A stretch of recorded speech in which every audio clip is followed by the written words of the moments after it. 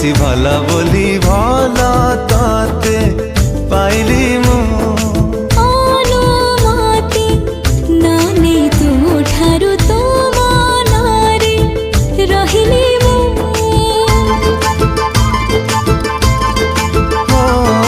ভালা ঠারু তু বেশি ভালা বলি ভালা তাতে পাইলি মু অনুমতি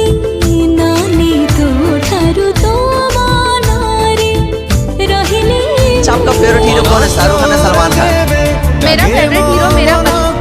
মন তোর দেবে ডাকে মো মনকু তো